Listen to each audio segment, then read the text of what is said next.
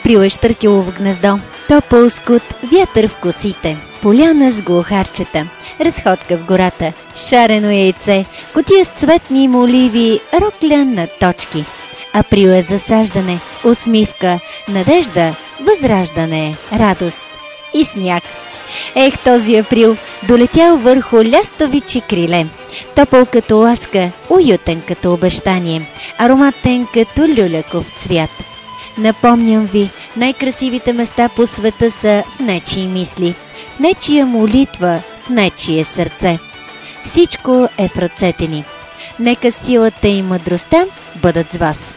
Щастлив понеделник, приятели! Добра среща в актуалният информационен час за предаването на Общинско радио Севлиево.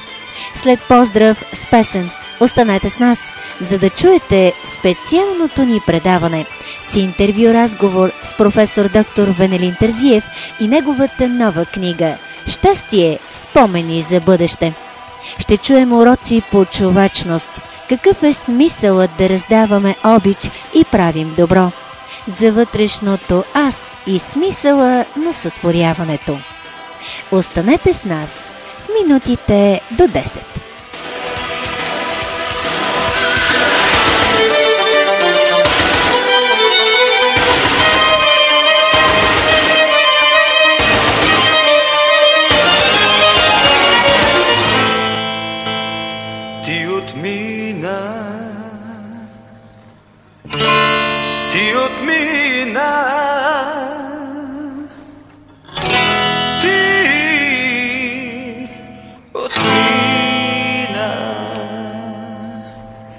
Сякаш сън, сякаш сняг, сякаш дъжд, сякаш пролет и есен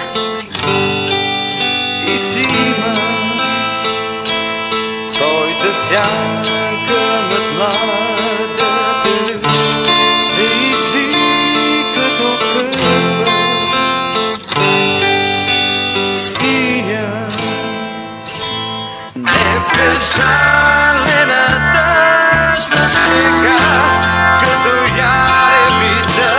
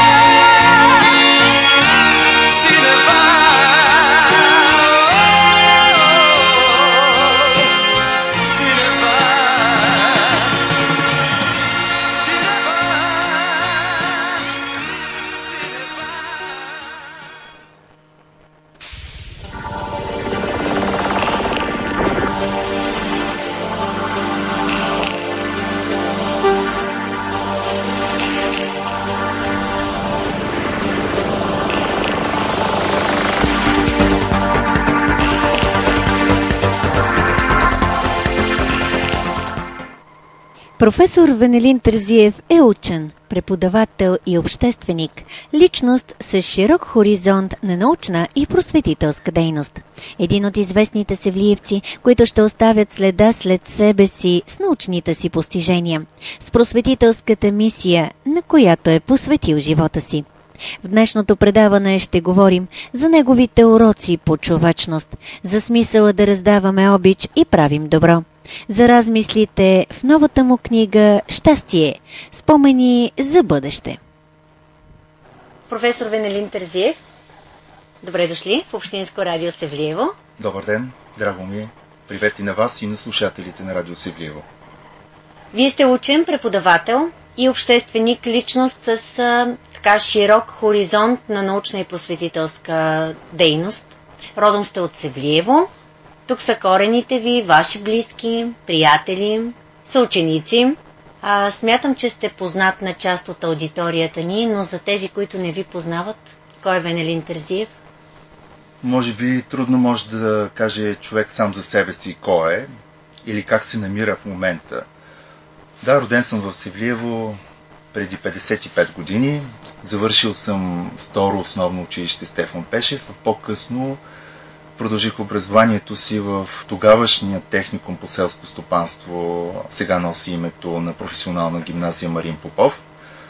Завършил съм няколко образования, едно от които е в Бургаския държавен университет професор доктор Асен Златаров с квалификация инженер-химик и специалност технология на полимерите. По-късно завърших и педагогическият профил екология и химия, пак в същия университет. Малко по-късно Стопанската академия Димитър Апостолов Ценов, квалификацията и магистърската степен по счетоводство и контрол.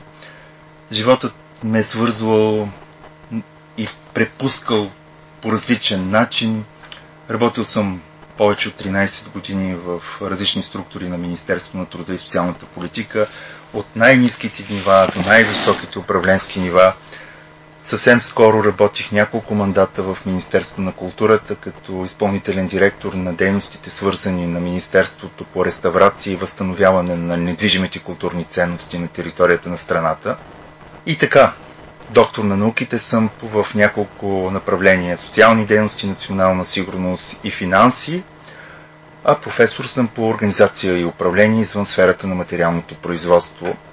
Моят житейски път ме е свързал с няколко висши училища: Националният военен университет в Велико Търново, Военната академия Георги Стойков Раковски в София и Русенския университет Ангел Кънчев.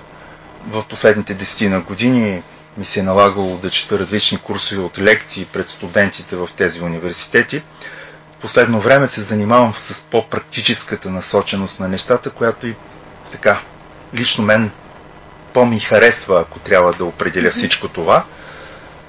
Но да се върнем на началото на вашият въпрос. Когато хората станат на едни по-големи години, започват да се връщат при корените си, при местата, където те са родили, където са отраснали. За тях улиците и хората, които срещат, говорят много повече, отколкото в по-младежките и детските години. Спомените стават все по-натрапчиво силни от този преживян живот и може би и мъдростта се натрупва и срещите стават по-интимно различни.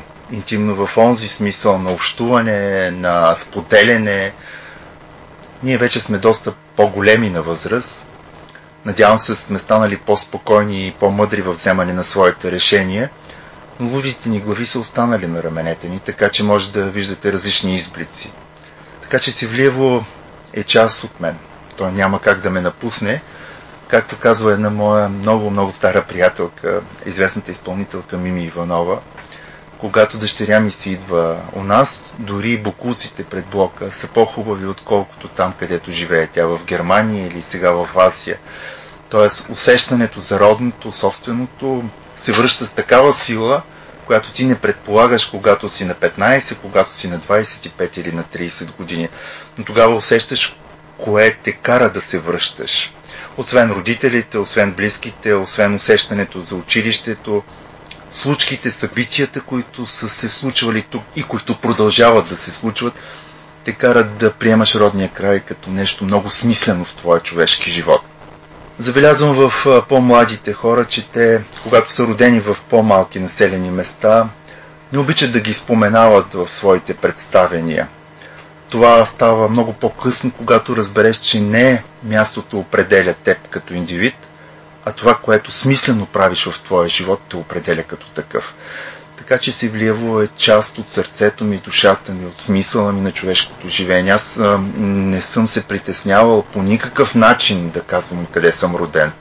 Може би, когато бях по-малък, се притеснявах, когато отида в София или в някой от големите ни градове, да кажа от кой град идваме, поради комплекса, в който сме изградени, че големите градове образоват и възпитават по-добре, но това в никакъв случай в днешното дигитално общество не може да се каже. Тоест, самия индивид се изгражда не само самия той за себе си, но се изгражда от общността, в която живее, от социалното общуване, в което той се намира.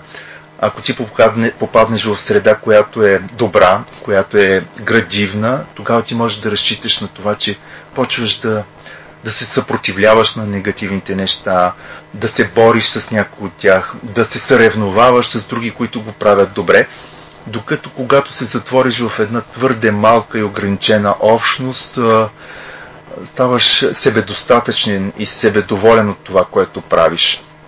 Мисля, че все пак малкият град има такива известни недостатъци, макар че дигиталното общество, контактуването вече е твърде свободно, независимо от всичко, се случва тук да има определени дефицити в определена област. Да, има всички битови неща, които могат да се случат на един млад човек или не толкова млад, но има недостатъчност на културната среда, която тя изгражда индивида. Ако си спомняте, когато бяхме по-малки, ходенето на театрална постановка, ходенето на кино беше от регламента на възпитателният процес. Много ценно.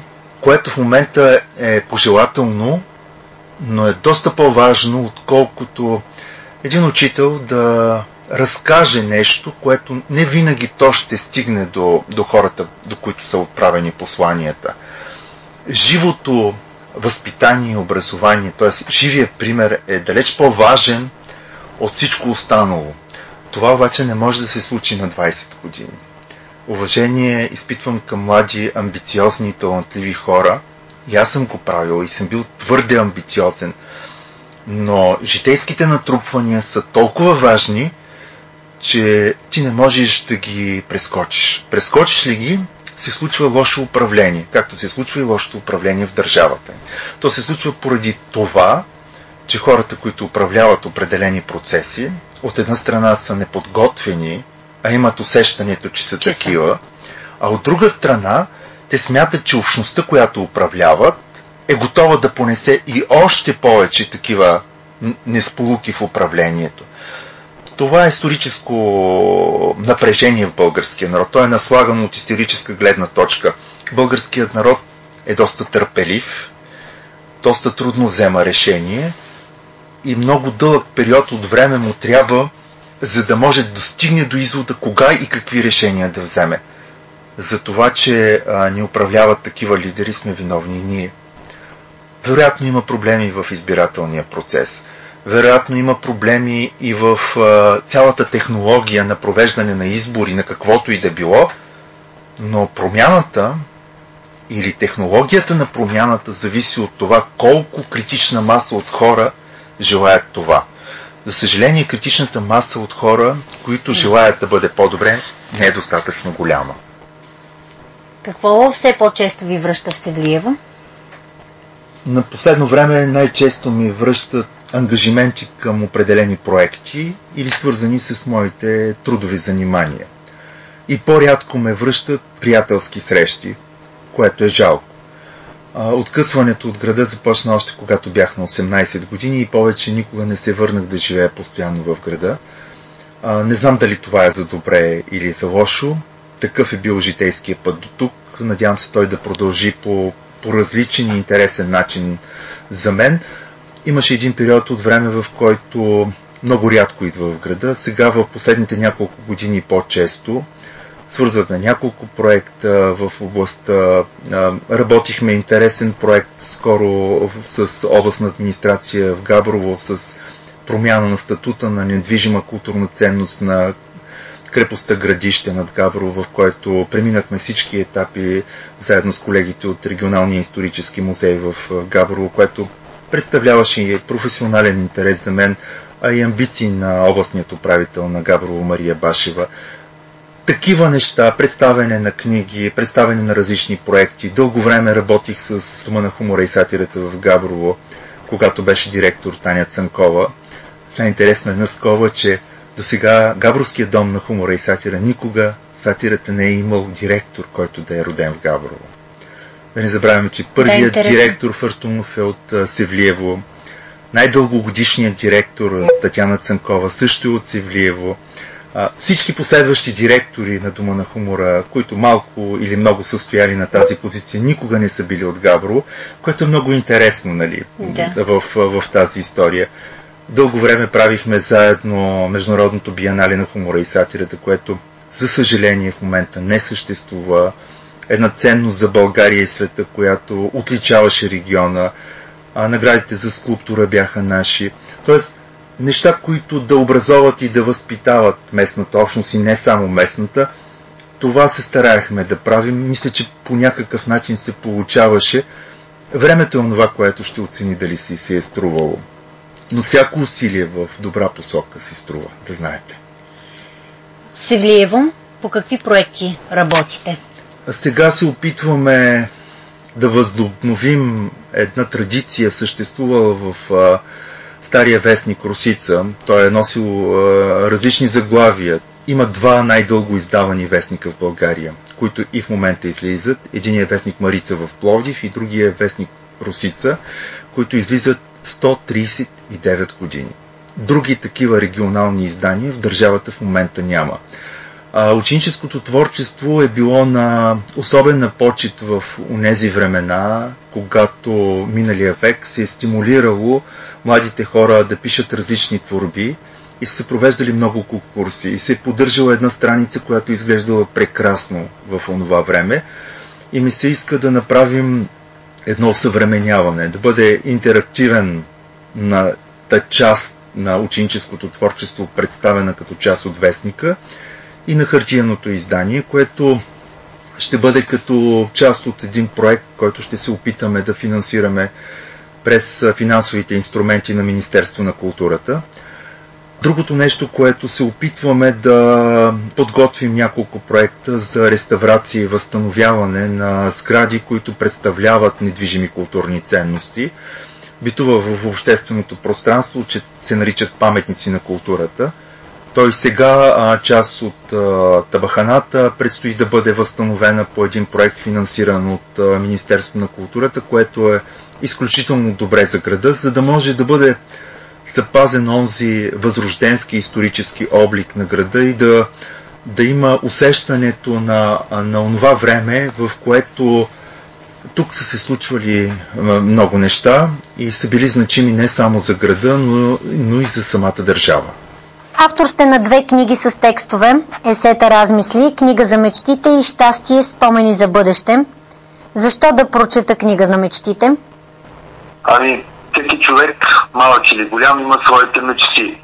Те понякога са съкровенни, понякога стават явни, понякога скрити, понякога се осъществяват, а понякога остават неосъществени. Така че това е книга, която е събрала спомени и мечти в едно цяло. Затова всеки може би ще намери част от своите скрити и несподелени мечти. И затова нарекохме първата книга с есета, импресии и размисли книга за мечтите. Втората ви книга «Щастие, спомени за бъдеще». Как така спомени за бъдеще? Та нали спомените са за нещо отминало, преживяно, вече свършено?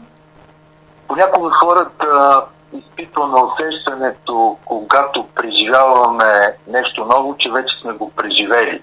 Затова и спомените нарекохме за бъдеще. Нещо, което е останало дълбоко в нас, което трябва да споделим, което е мъдрост, събрана във времето, за да съхраним за поколенията. Може би е трудно да бъде обяснено вътрешното усещане за многократно повтарящи се действия, които са ни се случвали и които сме изпитвали понякога радост, понякога тъга, понякога еуфория, понякога тъжни размисли.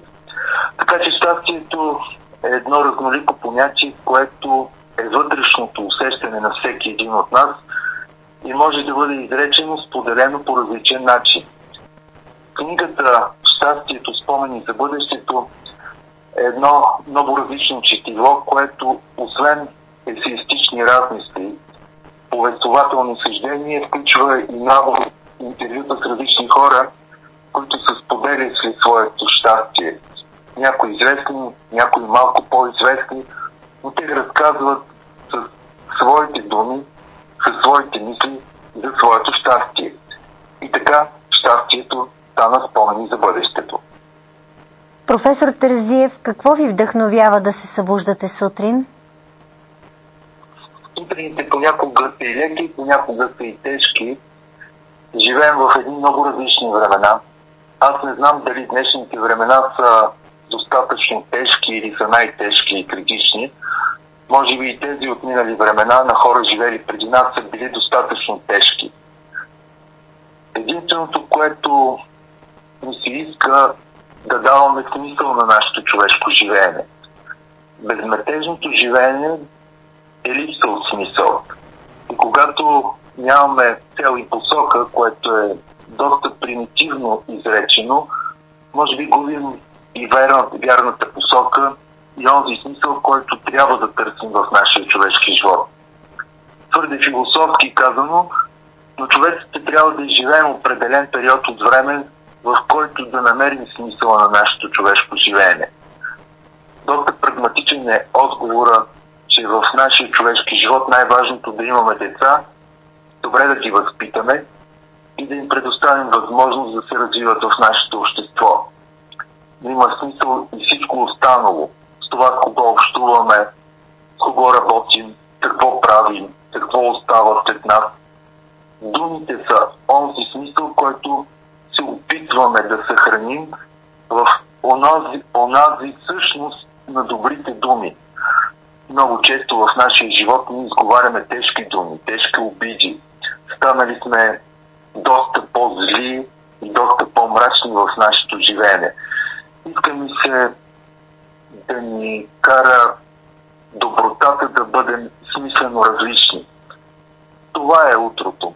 Или това се опитвам да бъде моето утро. Разбира се, имам и сутрини, когато са доста мрачни и тежки, не само от времето навън, а от това, което се случва около мен. Така че животът е различен. Той е разнолик, разнопосочен, шарен свят. Така го усещам, така го живея. Как виждате връзката между мечтите и щастието в бъдещата си книга и какви нови перспективи планирате да разкриете?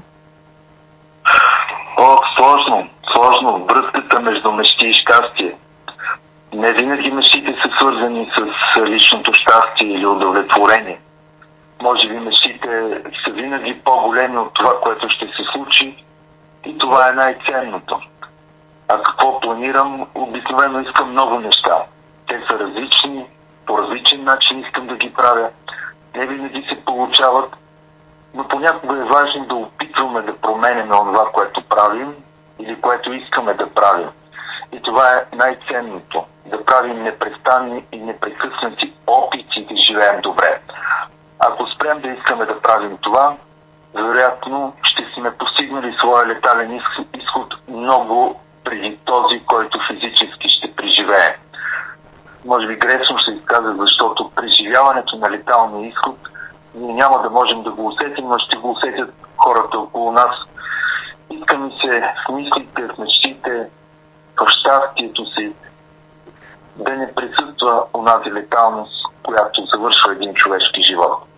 Така че нека да правим опити в тази посока. Дай Боже. Кой е най-ценният урок, който сте научили? Уроци много съм научил. И добри и лоши. Спомням си една мисъл на популярната и известна българска журналистка Нели Терзиева. много тухли четворки ме удариха в моя живот, така и в моето житейско битие много тухли четворки понесох. Различни, тежки, остри ръбове, несправедливост, неистина. Много боли от всичко това. Но уроците са, може би, за това дадени да преминавам през съответното изпитание.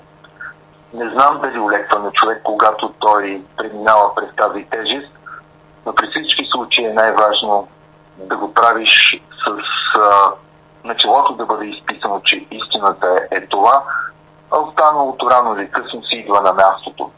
За съжаление, справедливост в този човешки живот е много трудно постижима.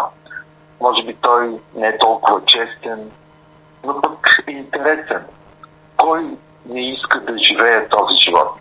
Така че уроци много. Вероятно ще получа още, надявам се те да бъдат добри. Какво ви предизвиква да израствате като учен? Това е интересен въпрос. Усмихвам се, защото преди няколко години ме се стовари такава напаст от истина, в която се опитвах да се боря с едни почтенни средства. Оказва се, че почтенност в човешките отношения е доста рядко явление или действие, което се случва. Истината рано или късно излиза на бял свят. Аз работя в много посоки, предимно моите интереси са свързани с социалната наука, но, за съжаление, пророк не е силен в собствената си страна, т.е. Мохамед не е пророк. И при мен се случи така. По-често говоря, изнасям публични лекции, пленарни доклади в чужбина. Моите статии са предимно на чужди езици и малко по-недостъпни за българската публика. Още повече, че научното четиво е малко по-специфично като четиво и то трябва да бъде преведено буквално за достъпност на общата голяма публика.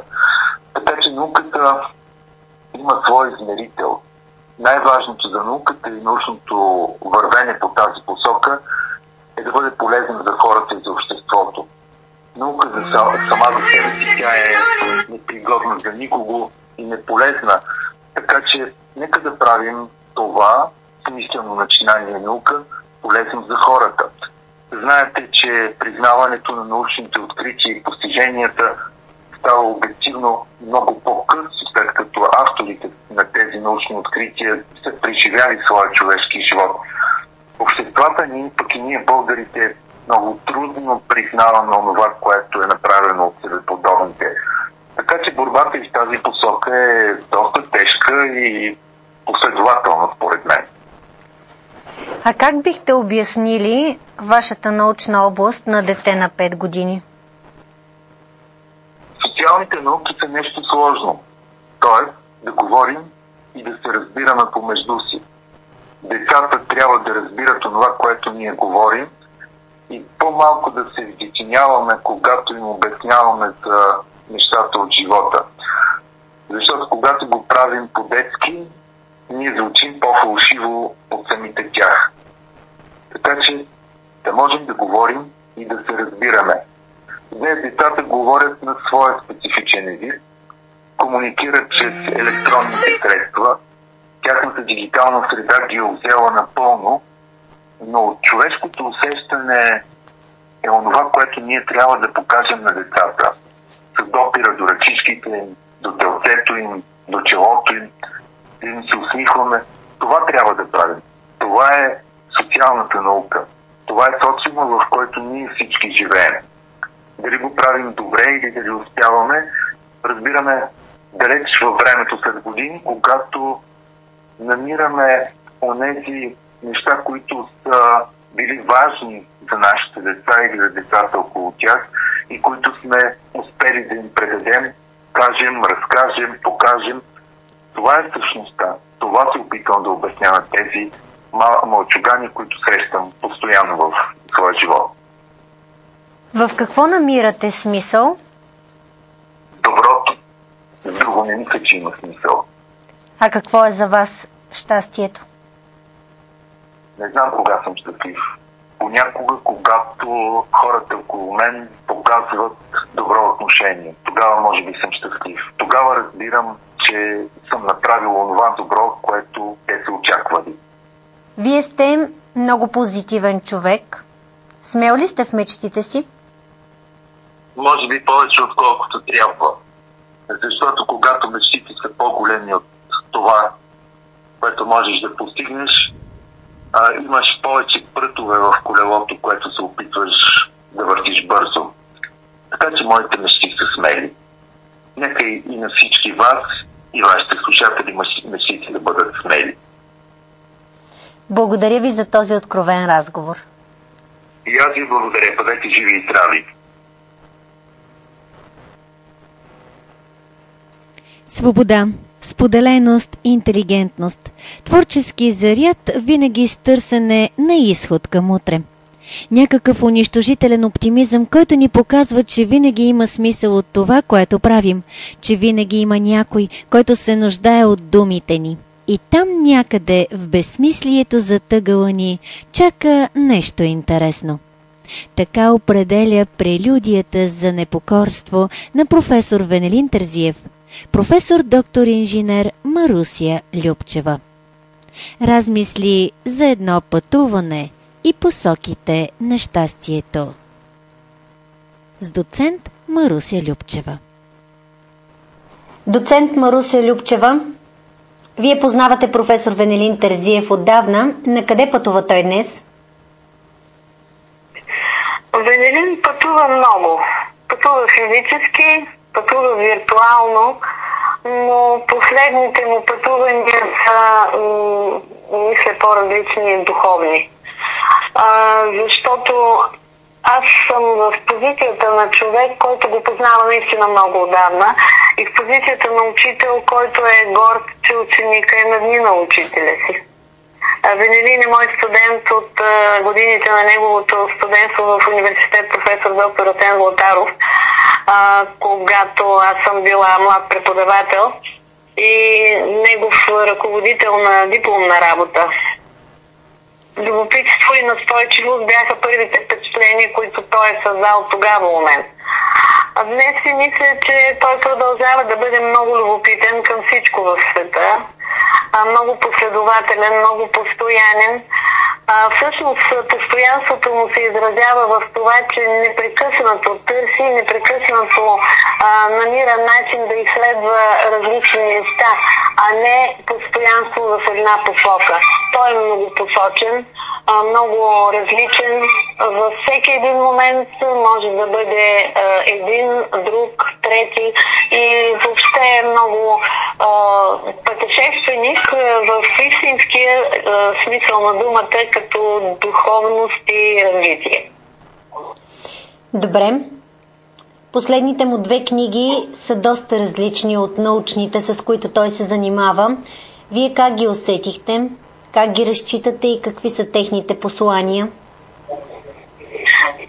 В момента много трудно човек да го определи с една или с 2, дори с 3 думи.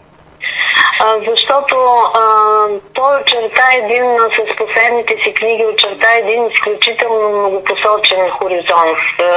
Широк, висок. Понякога, четейки неговите произведения, пътува към себе си. Понякога пътува към другите. Но общо взето пътува в един духовен свят, който е доста сложен за възпроизвеждане и за радост той го прави изключително добре, изключително целенасочено, философски, с съждения, които понякога те карат да пътуваш с него, понякога те карат да се радваш, понякога те карат да се гневиш, понякога те карат да усещаш света по-различен заедно с него. Сложен. И по характер, и по изказ, и по терминология, която употребява. Не откривате ли особена сила и непримиримост в част от текстовете? откривам изключителна сила в текстовете. Понякога е непримиримост, но понякога е съгласие. Защото света е толкова различен около нас и той го усеща също по различен начин. Често наистина се гневи. Често в това той отправя послания как биха могли нещата да се подобрят. Как бихме могли да усетим света и ние по по-различен и по по-добър начин, защото ако светът не е добър, ние също не можем да бъдем добри в него. И за това неговите послания са много разнопосочни. Разбира се, всеки ги усеща също по различен начин.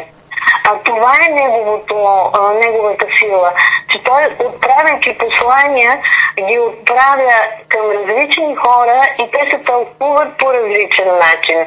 Тоест той има една вътрешна сигурност и вътрешна разнообразност, която предава на околните. Това за него е изключително такъв сериозен елемент на творчество. Всъщност аз бях безкрайно изненадана, когато започнах да чета първите му произведения. Защото виждах неговото аз в много различно поведение, в много различно състояние и в много различни ракурси на заобикалящия ни свят. Аз наистина познавах технократа, познавах учения, познавах администратора, защото той е бил в такива позиции. И когато започнах да чета неговите есета, усещах много по-различно. Въпреки това обаче се усеща въплъщаването на всяко едно от присъствията на технократа, на администратора, на учения вътре в есетата му. Тоест той изследва света. С тези есета той прави анализ.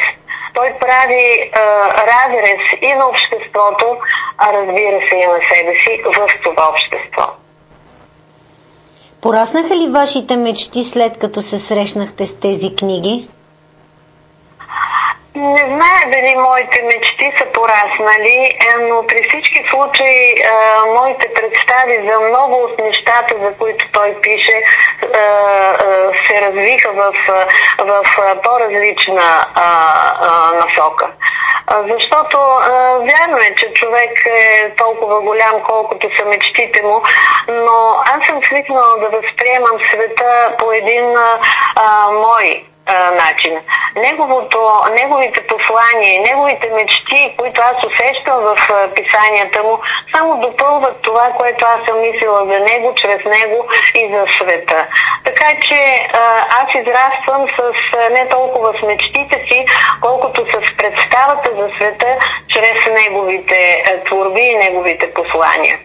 Там има много духовност, там има много култура, там има много личностно преживяване, там има интерес, който не може да не те завладее.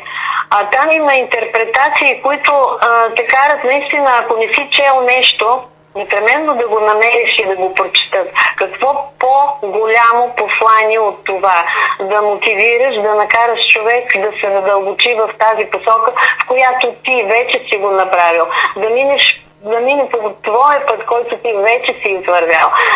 Или да намери този свят, който ти вече си открил. И това е едно наистина пресътворяване на света около теб, за да го предадеш на другите. Затова на мен ми се струва, че една от неговите най-важни характеристики това е споделеността. С всички свои произведения той споделя света, той споделя себе си с останалите. А тази споделеност е жива. Тоест това е живия свят около него, който той предава на нас. По същия начин той предаваше знания. Знаем, че споделеното знание е живо знание. Останалото, което е несподелено, то е мъртво. То не ражда някакъв позитив, то не ражда идеи, не ражда развитие. Така че, доколко съм пораснала, но синергията, която усещам в неговите творби с моето мислене е повече от очевидна. А тази различност у Венелин Терзиев не е ли рисково начинание? При всички положения. Да, разбира се, че е рисково, защото когато човек излага своето аз, да скрива своето аз пред другите, винаги има риск да бъдеш разбран, но и да не бъдеш разбран. Да не бъдеш разбран по начин, който ти си вникнал в нещата. И тогава вече ти можеш да намериш повече приятели, но можеш и да загубиш приятели. Разбира се, ако загубиш приятели, това значи, че това приятелство не е било трайно, това е било мимолетно.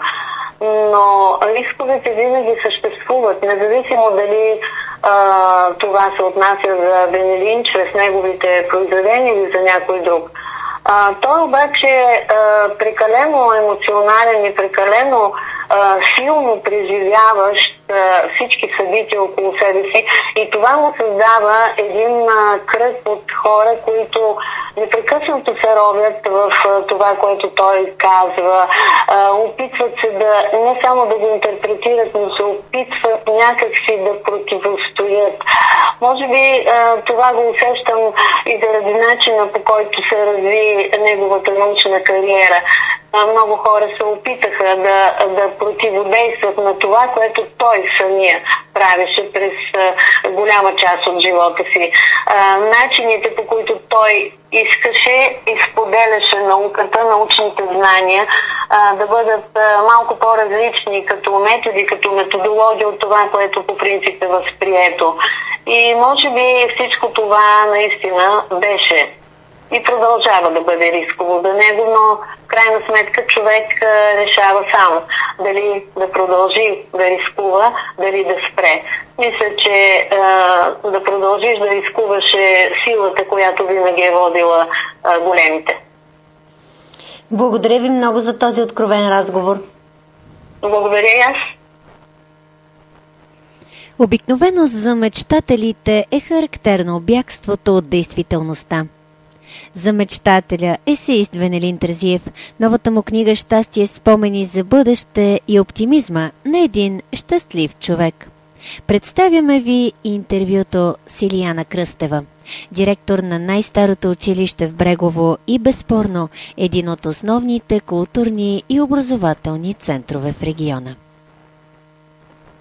Госпожо Кръстева, разкажете ни за нашето на професор Венелин Терзиев. Забелязах, че професор Венелин Терзиев употребява твърде често нашето. Запитах се дали това е случайно. После си представих неговата извисяваща се над другите фигура, леко приведено напред, за да последва широко отворената му крачка, като в реклама на Джони Уокър. Трудно ми да го поставя в съзнанието си с кръстени ръце в защитна и интровертна позиция, но не успях. Никога не бях го виждала в такава, защото нашето непозволено се бе настанило в душата му и никак не желаеше да бъде изместено от моето. Дори когато го заварвах в характерната поза на мислителят на роден, имах усещането, че силните центробежни сили на вглъбеността му не можеха да го задържат задълго в него самия. Така в другите, живот за другите, мисля за тези, които му дават онова равновесие на несамотността му, той често повтаря, че трябва да бъдем търпеливи в своето очакване. Очакване за чудесата, случващи се в общуването, заедостта да се търси онзи общ знаменател на сложните дроби на човешките отношения по отделия свят наоколо. Професорът торпилира всяко несъответствие с законите на природата, където тящите градини на неговия Версай издига фонтанът на трите грации – невинност, красота и любов. Учителят с него е готов да повтори по различни начини, независимо от неразбиращите погледи, тренчени в него, истината в оригиналния вариант. Отстояването ѝ не може да не бъде забелязано, както и че смислите в написаното под перото му идват привидно непринудено. Някои от фразите изкачат в определен ритъм, като в синкоп, с необичайно тълкуване на обстоятелствата, експресия и импресия, като момент на бърза снимка на случващото се, като описание на вътрешни чувства. Читателят усеща свободата на мисълта, безкомпромисна, без стремеж да се налага и деликатно, опитваща се да ни подскаже съсредоточено нещо важно за хората, които са готови да я последват. Едно от последованията в църквата се казва: укрепете отслабналите си ръце и уякчете треперещите си колена. Кажете на боязливите духом: бъдете твърди, не се бойте. Имам познат глас, идваш от петницата, с характерния нисък регистър, респектиращ и напевен, и свързвам този несбъднат спомен с стихотворението на Славчо Ангелов, великият мъченик. Звенец от тръни на главата, с рани, целият покрит, презрян, окулен от тълпата, пристъпваше едвам пребит. Далеч още да Голгота, а кръстът тежък, млови. Той беше кръстът на живота, с който злото той надви. Не мога да оспоря идентичността, но асоциацията за тази картина, която нахлува в съзнанието ми, с автора на книга за мечтите и книга за щастието. От книга за мечтите до книга за щастието, къде откривате неговата същност и идентичност? Несъмната досада на мъченика от общуването с идиоти се усеща от разстояние. Променят се цветът на очите, които стават леко пепеляво сиво-сини, ъгълчетата на устата му се стрелкат не надолу, а нагоре, противовес на земното притегляне. Същото никак не му въздейства в обичайната ситуация на стърчан човек или на онези, които Валери Петров нарича върчащите хора. Особено пък в амплуата на любимия му образ на целия минут с колелото. При среща с него, написаното нарочно с обичайното безочие и злоба, за да го уязви, човекът, който определя себе си като целенец с колелото, безсъзнателно прави характерната, станала част от него гримаса на една крита по гнуса. Краищата на очите му се появяват ветрилата на болка, сякаш за да я спасят от горещината на вулкана се още спящно покочещ в него. Необходимостта от заземяване заради репутацията на масив професор е сведена до нула, защото е непринуден и искрен. Не се свени публично да обсъжда неща от живота, да демонстрира как безсъзнателното се проявява в съзнателното. Обладава подкупваща искреност и откровенност, с която печели привърженици. За такива като него казват, че от хората, които не си поплюват и не си оставят магарето в кълта. Две думи: не познава неизбежната отбрана, а само откритият двубой. Понякога натрупаното напрежение го издава в равномерно подръсване на десния крак на кратко,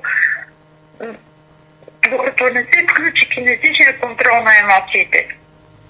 Тъй като е химик, преди всичко останало, до такава степен е изострил чувствителността си за състава и съставляемото, за важните ингредиенти и верността на всяка формула, че може да комбинира според настроението си както ежедневните си парфюми, така и ежедневните си мисли. Понеже скоро ще получи патент на ужасно невъзможен човек от тези, които никак не му съответстват и затова не могат да го опознаят до край, но трябва моментът да създаде собствена марка по парфюм. Terribly impossible, ужасно невъзможен. Усмихната негова досада респектира и в това се състои неговата иманентна същност. Изостреността на сетивата му за красиво романтичното и свещено носталгичното и човечното открива химия в музиката на маестро Георги Замфир, вълшебник, свирещ на уникалния инструмент панфлейта. В същото време, заради оголената чувствителност към смисъла на собствения си живот, обича всички варианти на My Way, изпълнена от Франк Синатра, независимо, че често цитира Достоевски. Радвайте се на живота, а не на неговия смисъл. Между него и хората от артистичните и музикални среди, между него и хората на изкуството и културата съществува особена химична реакция. Професорът познава отлично повече от големите съвременни артисти, изпълнители, художници и писатели лично. С останалите по причини свързани с отдалечеността на времето води разговори, защитава техни тези, представя техни гледни точки с онзи хъс, с който и те не биха се осмелили да се изложат в кавички. Този израз да се изложат кавички ме сбесяваше в началото, защото го приемах буквално. После свикнах, като добавях на ум. И блага мисли, не себе си. Тогава всичко си идваше на място. Тази фраза, поради честата й употреба, придоби гражданственост и особена популярност сред всички, които го познават. Истинската страст към пътуванията, а понякога и бягствата в все по-малко неизвестните за него селца и градчета на България, както и относително ниския брой съществуващи на картата на света държави, където не беше стъпвал неговия крак, допринасяха за придобиване на умилително познатото прозвище летящия холандец. Разбирането си за националната идентичност и защитата на националната култура той демонстрира ежедневно и непрекъснато в публикациите и разговорите си с хората. Какви са вашите мисли и чувства, които се пораждат у вас от тази негова поредна книга? Обикновено за мечтателите е характерно бягството от действителността. Професор Терзиев влиза в реалността с онази овертюра от първични впечатления, които са изключително спонтанни и нямат нагласа да прикриват очевидното. Те са толкова ярки като образи, че често дават заглавията на есетите. Измерени са решени изключително правдити и справедливи, те подкарват опъналите се на припек или зъзнищите студе обстоятелства да се съизмерят със стойностните неща и да придобият усещането за отклонение от добрия стандарт, подсказан индиректно от опитния с мярката за качество разпоредител с текста. Невероятно е умението му да свързва местата с хората, да търси справедливото съответствие между тях. За него няма малки и големи хора, велики или нищожни. Тя се търси необичайността, както и отразената светлина на действителността. Есеистът обича да се дистанцира, да визира и проглежда вместо нас, да ни подсказва, че не всичко бихме видели, колкото и да се взираме. Не всичко бихме разбрали, ако цялата картина не се разглежда по начина, по който той ни предлага.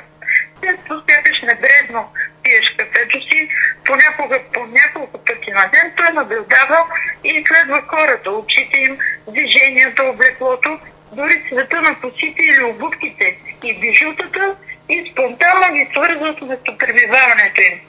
Добрият визиор, който притежава е придобит още от времето, когато е бил дете.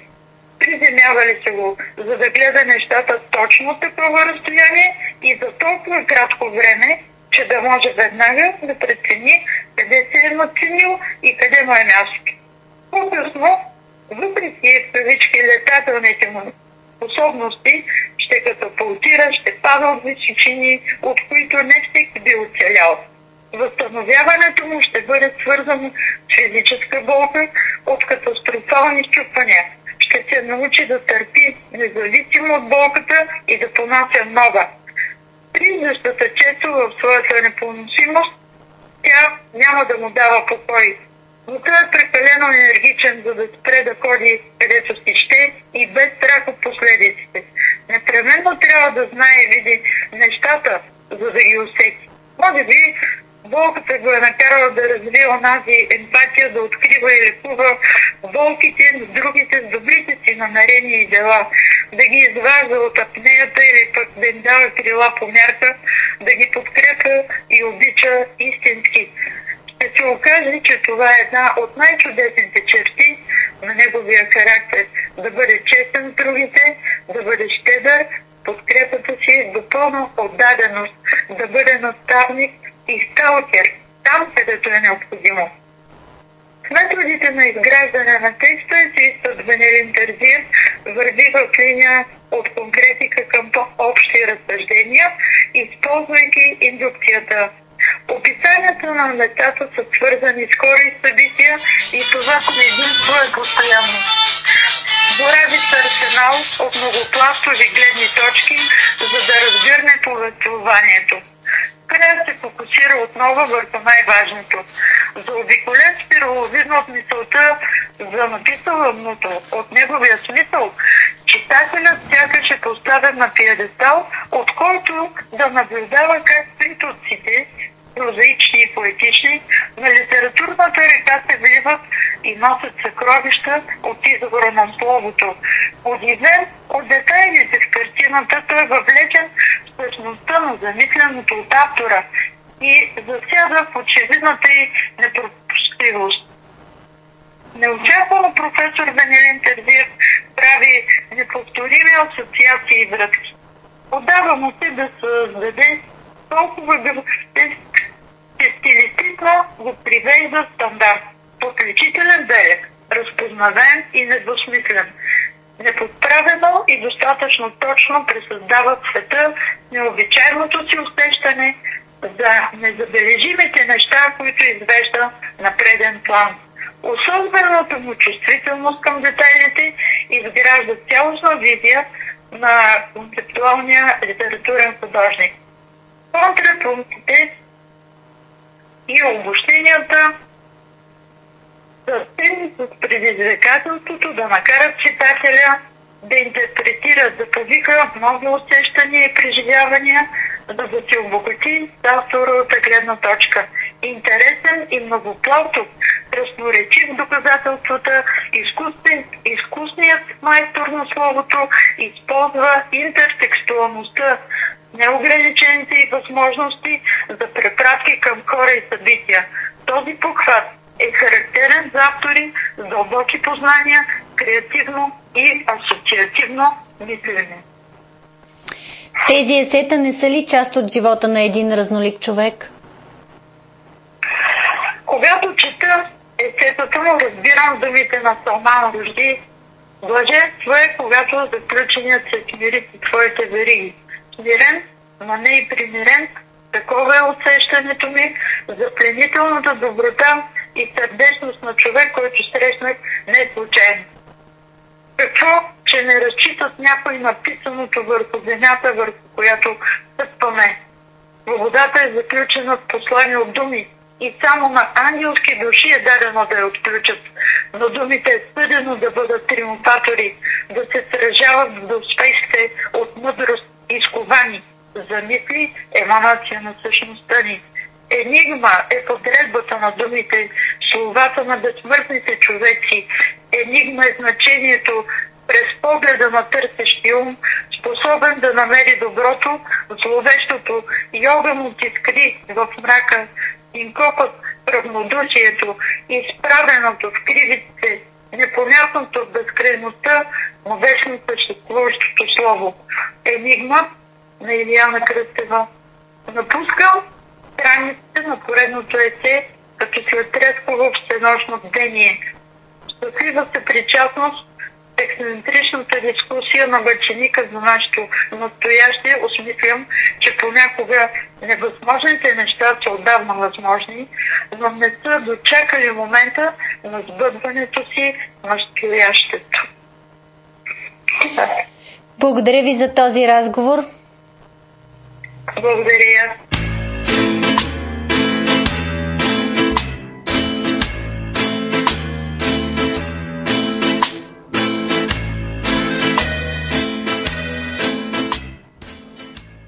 Трябва да сме в хармония с себе си, да бъдем истински с предимства и недостатъци.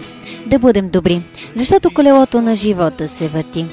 За да си щастлив, трябва да се избавиш от всичко излишно. Излишните вещи, излишната суета, излишните мисли. Повече прошка и повече любов. Повече човечност, но най-вече повече себе си. Хубав ден от екипа на Общинското радио. Благодарим ви за доверието.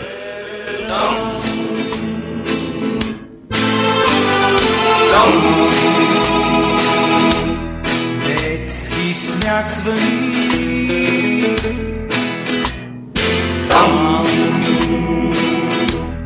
царство на игра.